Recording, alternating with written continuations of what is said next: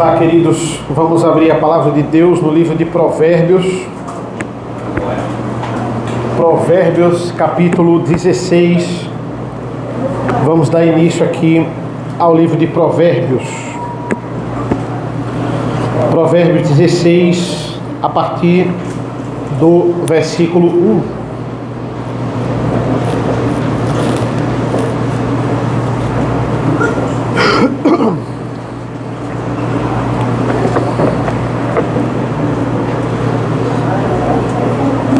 Provérbios 16,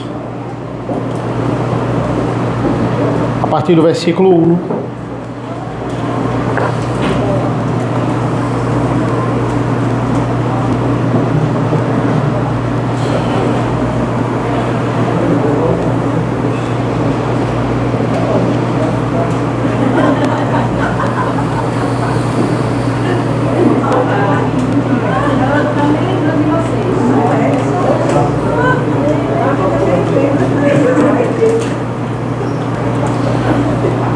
O coração do ser humano pode fazer planos, mas a resposta certa vem dos lábios do Senhor.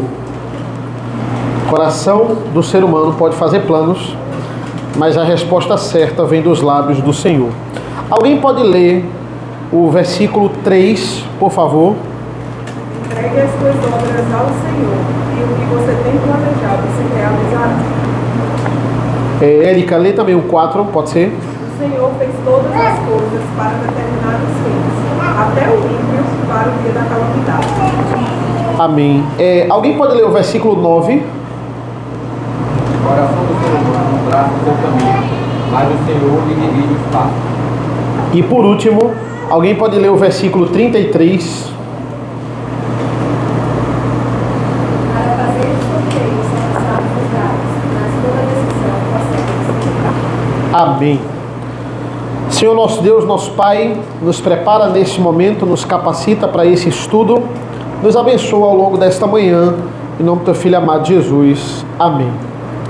Irmãos, uma das coisas mais cativantes e mais impressionantes da doutrina bíblica é a doutrina da soberania de Deus.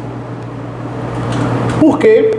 Porque quando nós olhamos para a nossa vida e para alguns planos que a gente vai traçar, muitos planos da gente, eles são frustrados.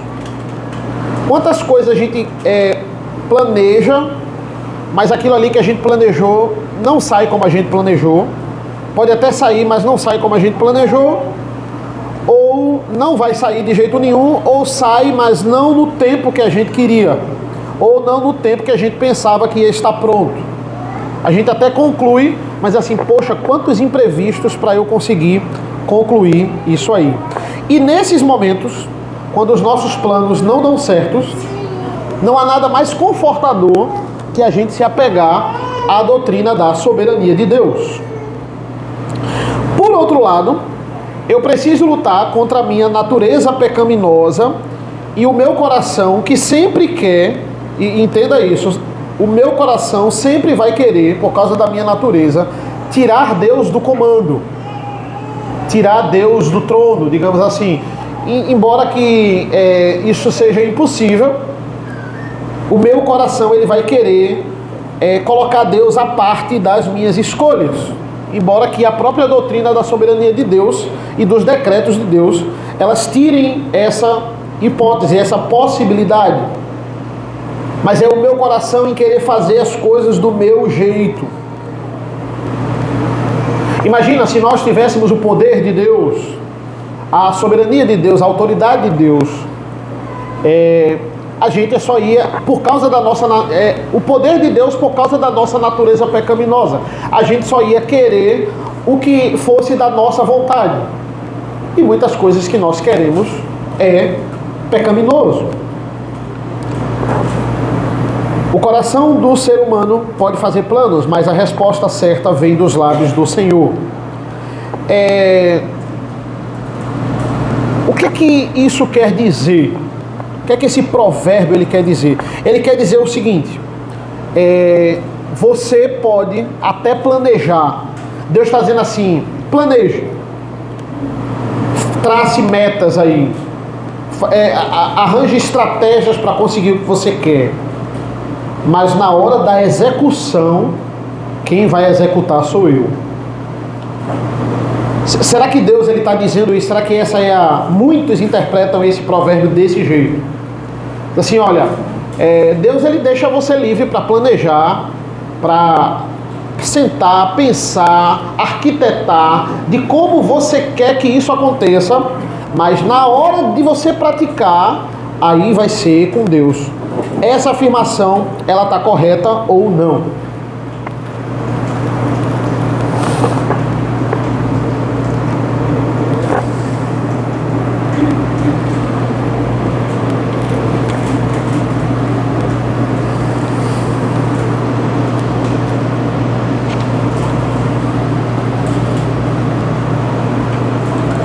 E aí?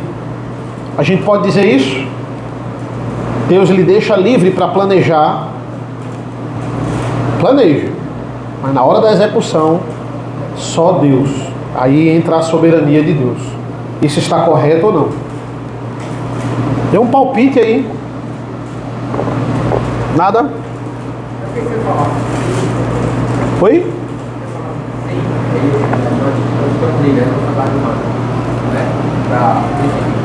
Mas também tem decisões que encontradas na Bíblia, né? Sim. Tem cuidado até como você vai planejar. Sim. Né? A responsabilidade é humana, sim. Mas você tem que ter cuidado até do que você quer planejar, trabalho, ou qualquer coisa. Você voltar Na palavra. Mas a questão é a seguinte: ele me deixa livre para planejar. Esse é o... Deixa livre. Baseado na palavra. Não como Sim. dentro da palavra dele. Só que faça esse planejamento, tem que fazer o planejamento. E essa questão de Deus dirige os passos, e Deus vai confirmando ou não aquilo que você planejou. Perfeito. Mas é isso que eu quero que você entenda. Onde é que Deus entra na história? Ele entra só na execução ou ele está desde o planejamento? Soberania de Deus é isso. Veja, Deus decreta o planejamento e a execução. A ideia é essa. Ele não me deixa livre para nada. A ideia é essa. Certo? Melhor exemplo disso, eu não consigo pensar em outro provérbio. Em outro salmo. Abra aí no Salmo 2. Salmo 2.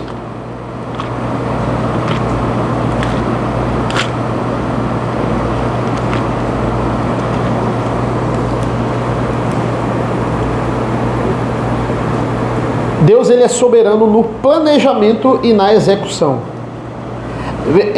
Esse é o sentido. Deus decretou o meu planejamento e o fracasso ou o sucesso do meu planejamento. A ideia é essa. Entende? É como se no planejamento eu tiro Deus da equação. Não, ele decretou o planejamento errado que vai dar errado. E ele decretou o planejamento... ele decretou o planejamento certo que vai dar errado, que ele quer que dê errado.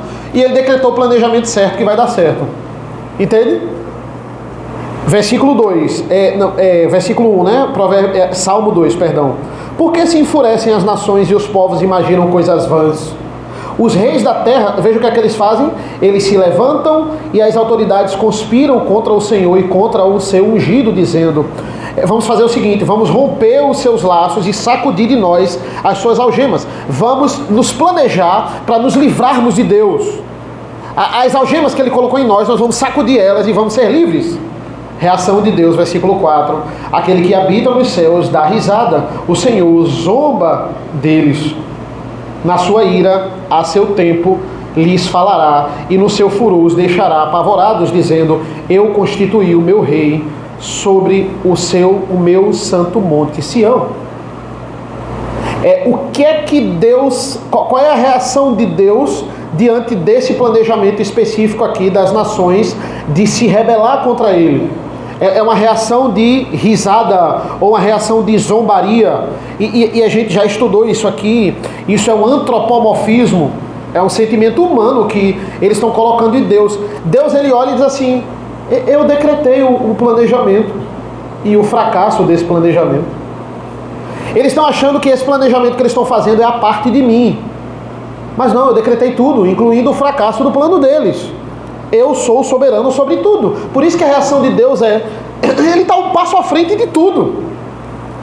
Eu pensar que eu vou planejar para suprir Deus, ou que o planejar é a minha parte e Deus é só a execução, causa em Deus vontade de rir. E esse é um antropomorfismo, não na prática mesmo. Ou seja, a esfera é muito maior. Às vezes eu me pego pensando em mim mesmo, na minha vida, né? Olha, quantas coisas certas e quantas coisas erradas aconteceram na minha vida, e isso me fez crescer com isso. Isso é notório. Olha, será que aquilo ali que aconteceu de certo, que aconteceu de errado, eu iria ter talvez a mesma maturidade, ou iria ter o mesmo aprendizado, se aquilo ali que deu errado não tivesse dado errado? Olha, dentro da soberania de Deus poderia acontecer e eu poderia aprender do mesmo jeito. Tem hora que a gente aprende com o erro dos outros, e é melhor aprender com o erro dos outros que aprender com o seu erro. Tem hora que a gente aprende com os nossos erros, porque aconteceu literalmente com a gente. Será que se não acontecesse com a gente teria o mesmo aprendizado? Então Deus, ele é soberano sobre tudo. Ele poderia simplesmente no ensino bíblico ter me ensinado isso, e eu não ter passado por isso para aprender. Mas ele decretou que eu teria que passar. Então eu tenho que passar mesmo.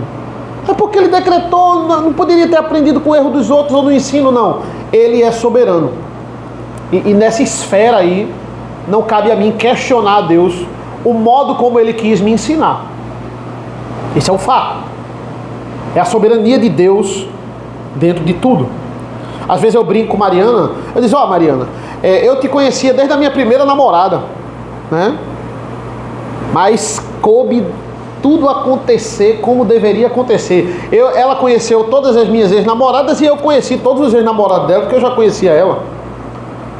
Aí eu disse, agora Deus poderia simplesmente ter guardado eu e ela pra gente ter maturidade e ela ser a minha primeira namorada e eu ser o primeiro namorado dela, e isso poderia ter dado certo? Claro, com certeza. E a gente poderia ter aprendido com os erros dos outros e não com os nossos erros.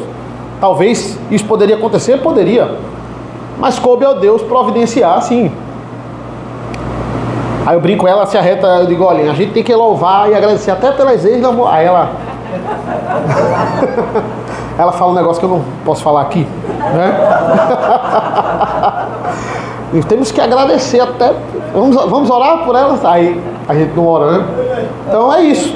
É a soberania de Deus, é o controle de Deus. Para eu preparar esse estudo aqui, eu pensei nesse exemplo, eu passei por algumas coisas que me fez preparar um estudo para você, ou me faz dar um aconselhamento para você de algo que eu passei, e isso foi necessário, tanto nas bonanças quanto nas provações. Não é bom passar por sofrimentos, ninguém quer passar por sofrimentos, mas os sofrimentos nos ensinam também. Salomão arrisca aí e diz que os sofrimentos eles ensinam mais que os momentos de bonança. Você aprende mais no velório do que numa festa.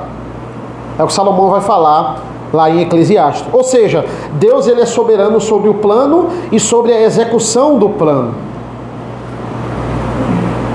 Meu coração pode planejar, mas não importa, Deus ele é dono do meu coração. De alguma forma ele vai me mostrando o caminho, ele vai conduzindo a situação para isso. Na verdade ele decretou todas essas coisas. Por mais que o meu coração ele queira se rebelar, Deus ele é soberano sobre tudo. Versículo 3. Entregue as tuas obras ao Senhor e o que você tem planejado se realizará. Poxa, o que é que ele está dizendo, não é? Algumas pessoas podem usar esse provérbio para dizer assim, planeje e entregue a Deus que tudo que você planejou vai acontecer, né? Tudo que você planejou vai se realizar. Ele não está dizendo de forma nenhuma que Deus é condicionado aos nossos planos. Não, olha o que ele fez, né? Ele deu o pontapé inicial, ele planejou. Olha como ele planejou bem. Eu não tenho nem coragem de negar isso que ele planejou. De forma nenhuma. Ele não está esperando, né? Olha, Deus está esperando que você planeje para ele poder agir. Ele está condicionado a isso que você vai fazer. Não. Mas por que eu devo planejar? Por que eu devo ser uma pessoa prudente? Por que eu devo me antecipar aos problemas e às situações? Porque isso é bom para a minha vida. Isso é bom para a minha vida espiritual, para a minha rotina de vida espiritual. Mas as frustrações sempre vão acontecer. Os imprevistos sempre vão acontecer. Por quê? Porque isso é para eu aprender também. Isso é bom para mim também. Porque ele diz, olha, o que você tem planejado vai se realizar. Porque quanto mais você conhece a Deus, mais ele vai conduzindo você e eu para a vontade dele. Na medida que a mente de Deus vai começando a ser compreendida por você naquele plano ali. E aí o que vai se realizar é da vontade de Deus. E você vai começando a entender isso. Olha, não era para isso aqui se concretizar.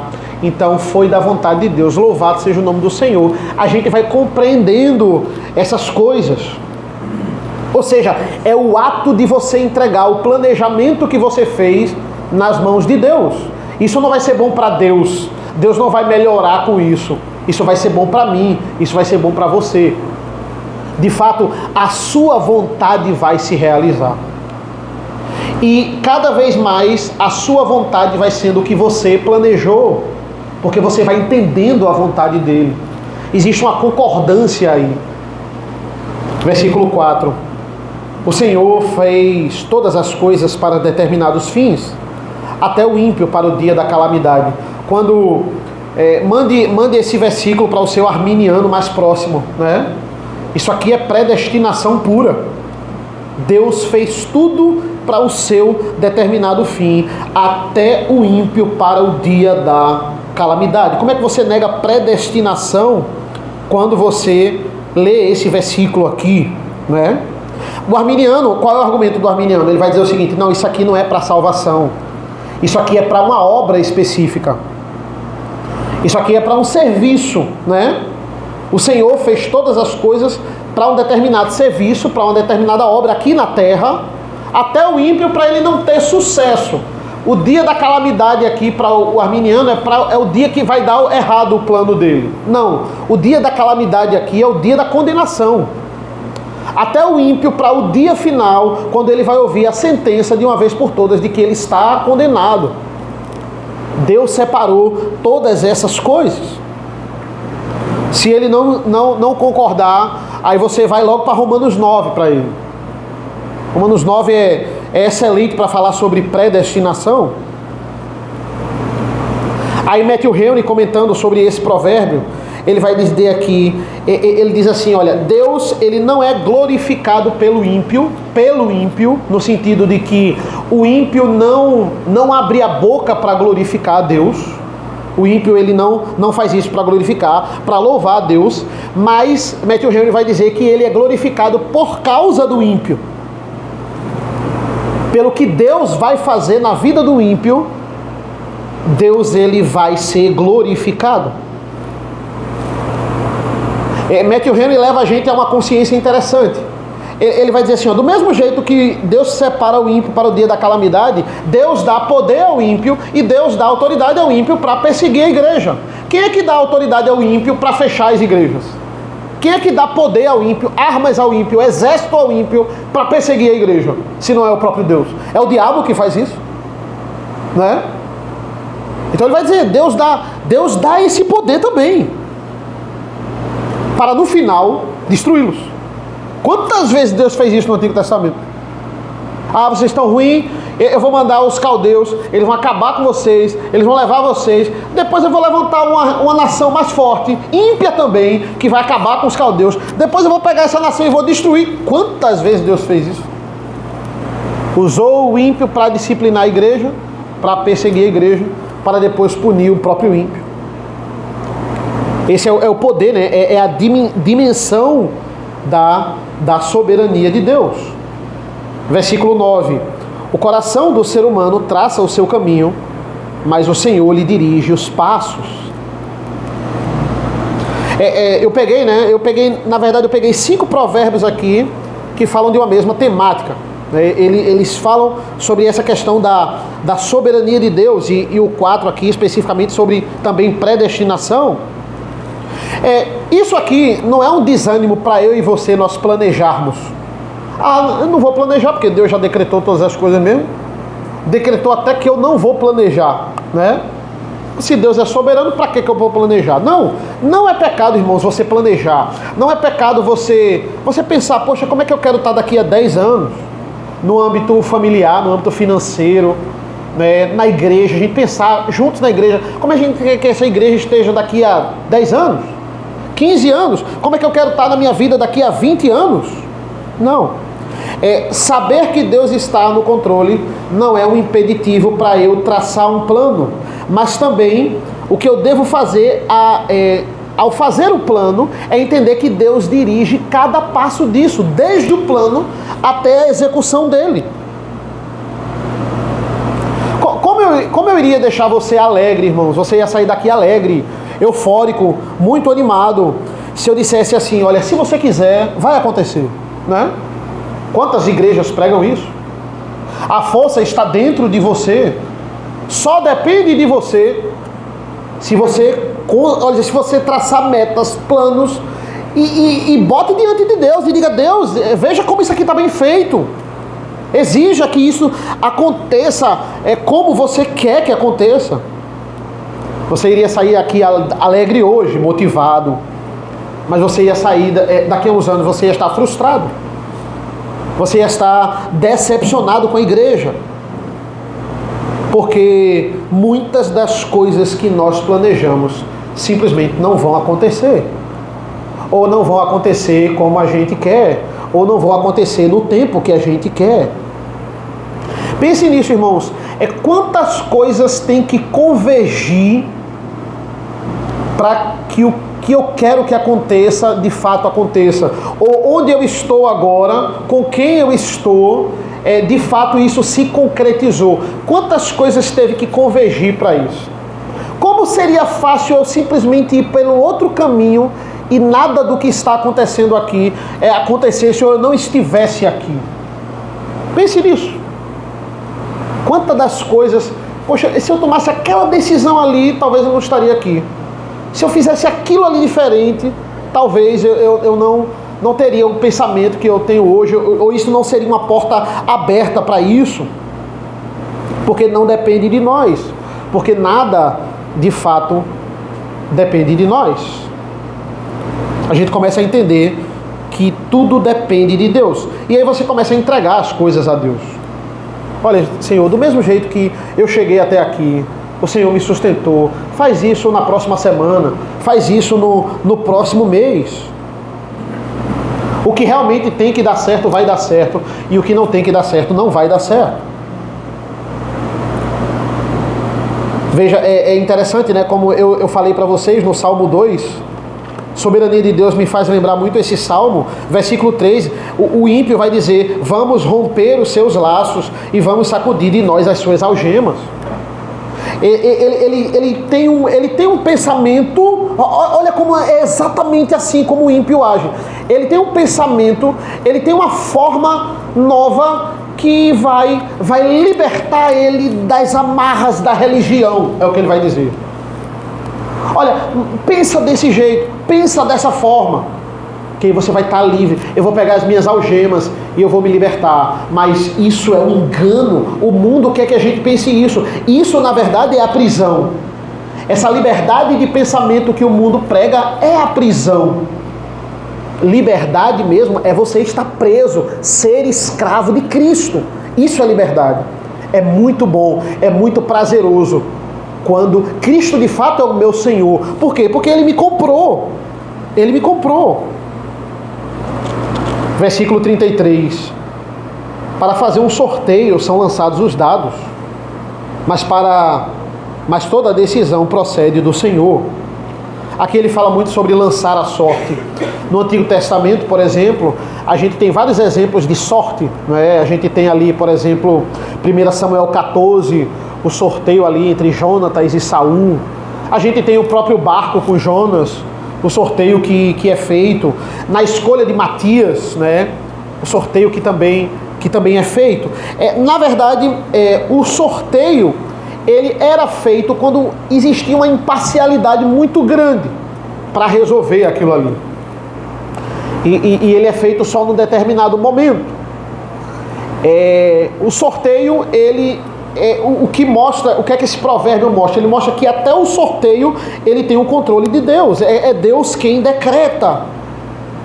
Para fazer um sorteio são lançados os dados, mas até a decisão dos dados ela procede do Senhor. Mas Deus, ele, irmãos, ele não poderia ter evitado.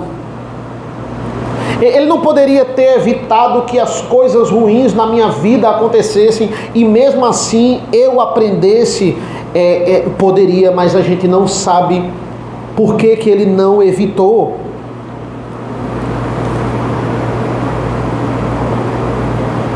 Por outro lado, muitas vezes nós estamos em determinadas situações porque a gente plantou aquilo. Às vezes é consequência do pecado. Quantas vezes o provérbio condena o preguiçoso? E o preguiçoso, ele vai pagar pela sua própria preguiça. Mas ele pode ser tão preguiçoso que ele pode chegar ao entendimento de, olha o que aconteceu na minha vida. É a vontade de Deus, né? A vontade de Deus não anula a responsabilidade humana. Essa é a ideia aqui. Por quê? Porque ele vai também jogar tudo na culpa para Deus. Ele vai dizer que a preguiça dele é porque essa foi a vontade de Deus. E é isso mesmo, o que é que ele pode fazer? Não. Todos esses 5 provérbios que a gente leu não fala de uma consequência do seu pecado ou do meu pecado. Ele fala daquele que fez um plano confiando no Senhor e ele traçou um plano. E aquele plano não deu certo. Ele está falando nisso. Você fez um plano, você entregou ao Senhor, você orou ao Senhor e você confiou, talvez aquilo ali, tomara que isso aqui dê certo. Mas veio uma adversidade e aquilo ali não deu certo. Ele está dizendo assim, é soberania de Deus. Isso é para que de alguma forma você cresça e Deus seja glorificado, tanto na bonança quanto na adversidade. Nossos pais, né, e também os reformadores, por que nós temos que nos apegar tanto a credos e confissões? Porque homens de Deus, eles se uniram e eles oraram muito. Se você for ver, depois você pesquisa uma liturgia de um dia qualquer para escrever a confissão de fé de Westminster. Você vai ver o tempo que esses homens passaram orando antes de chegarem à conclusão de alguma coisa.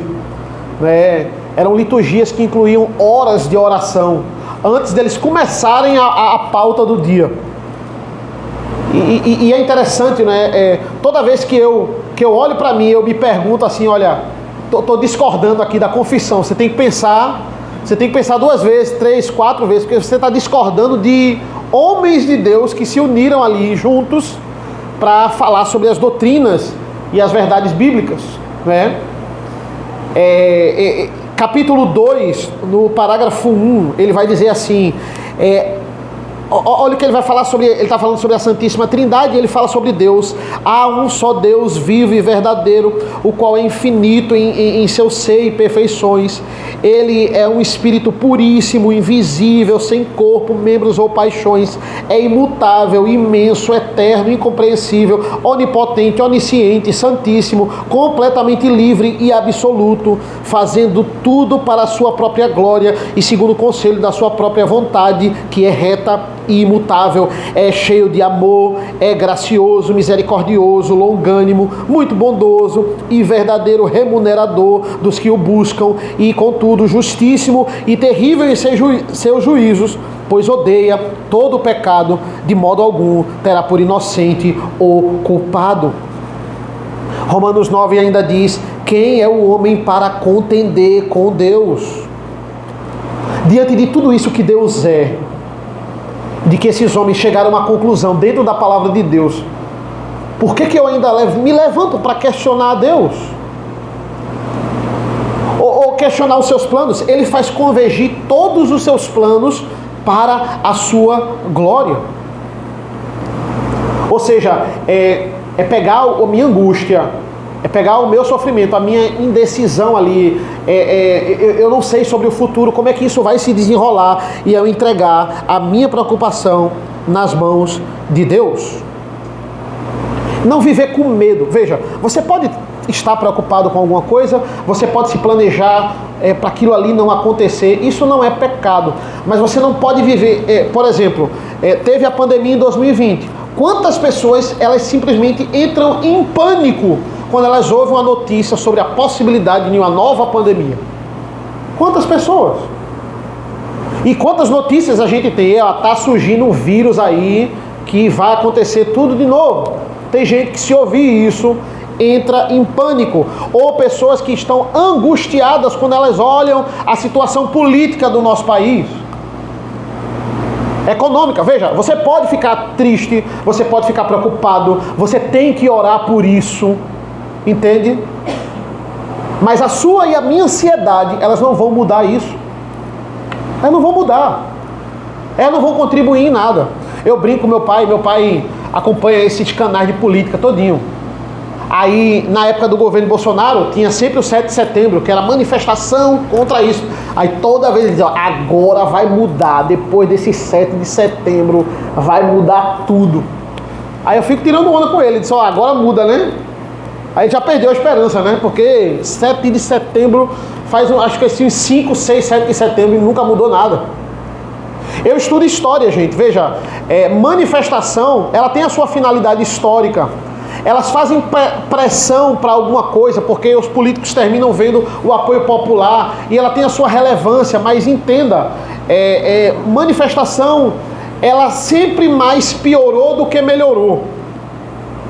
Na hora de manifestar, sempre existiu coisa mais para piorar do que para melhorar. Pode pressionar, existiram alguns episódios ali que a gente pode mapear ali, pô, isso aqui foi bom, isso aqui foi válido, mas não chega a resolver nada não. Na democracia o que resolve é seu voto, é o meu voto. É o que os esquerdistas já pensaram há anos-luz, é escola, é universidade. Pode fazer manifestação quanto for, a escola está tomada, a universidade também, acabou. Eu estou todo dia com seu filho ali, ó, na cabeça dele. Isso aí é o segredo. A manifestação no domingo é pior aí, que não resolve mesmo. Manifestação desonrando o dia do Senhor é que não resolve em nada. Isso é idolatria, pelo contrário, é idolatria. Idolatria é sistema de governo, idolatria a pessoas, né?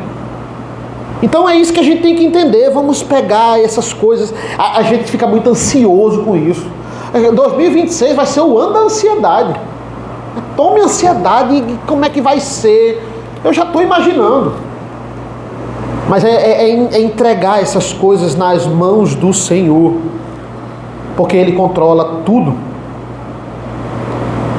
E quando as coisas ruins acontecerem, entenda isso, é didático para nós. E olha, essas coisas ruins no mundo, elas são boas para mim e para você. É didático também, para você entender. Eu não sou daqui. Nós não somos daqui. O mundo não vai melhorar, eu sinto dizer isso a vocês. Não vai melhorar. Apocalipse nos diz que a tendência é piorar, até chegar a um limite parecido com os tempos de Noé, onde Jesus vai voltar. Então quando você olhar para essas notícias e ficar chocado, entenda, Maranata, a hora vem, Senhor Jesus. Deus está no controle de tudo. Amém, irmãos? Alguma dúvida?